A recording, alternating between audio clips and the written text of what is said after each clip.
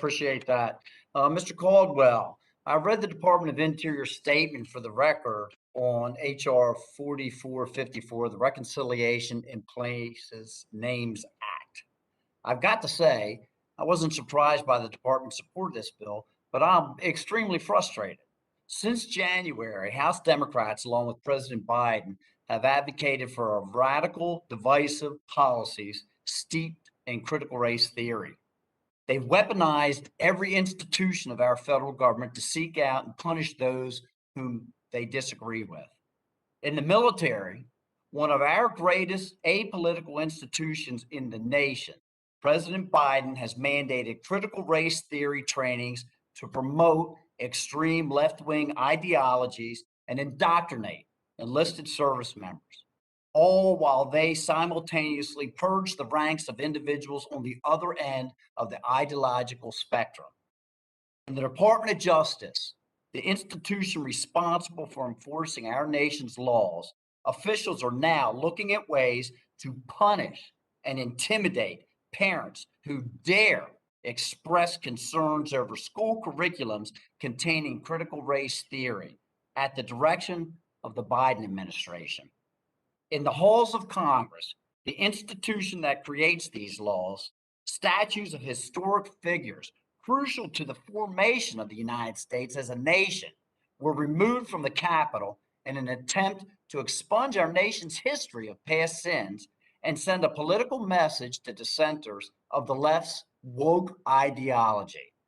Now, at the Department of the Interior, the institution responsible for maintaining our nation's parks and public lands, departmental leadership endorsed a bill to erase any names of parks, monuments, and public places that are deemed offensive. This would be governed by a board of 17 people, consisting only of 3 representatives from the general public. Make no mistake, this bill is not about equality. Now, this bill is just another attack on every American who loves their country, who stands for the flag, and who's proud to call the United States of America the greatest country on earth. On the 4th of July, I unapologetically waved the red, white, and blue. But President Biden will have you believe that this makes you a racist. You should instead ignore the creation of this great country and celebrate Juneteenth National Independence Day, which he just signed into existence this year. Throughout history, America has been a bastion of democracy and freedom.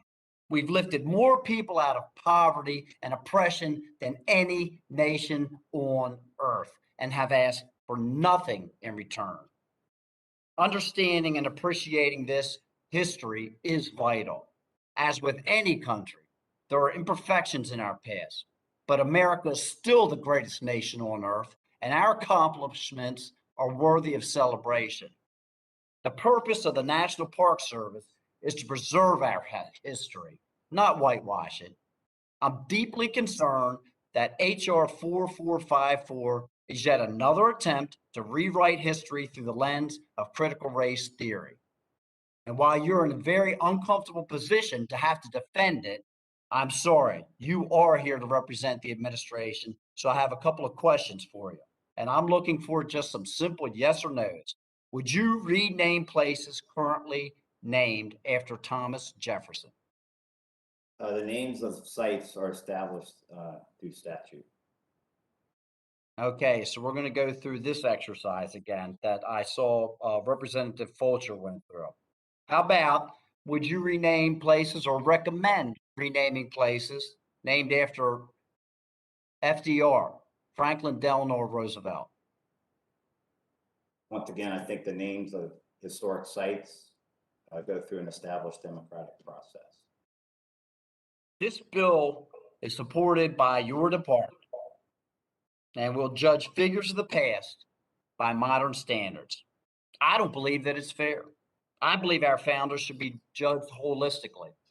This bill is very clearly tied to the radical left's agenda to enshrine the racial history of this country as the leading aspect of our national story. It seeks to overshadow all the good this country has brought to the world. Gentleman's So it time can has expired. focus on racial sins. America is a great nation, and any efforts to cast or otherwise should be opposed. I yield back. Gentleman's time has expired. Gentleman yields back. The chair now recognizes Mr. Grijalva. Thank you.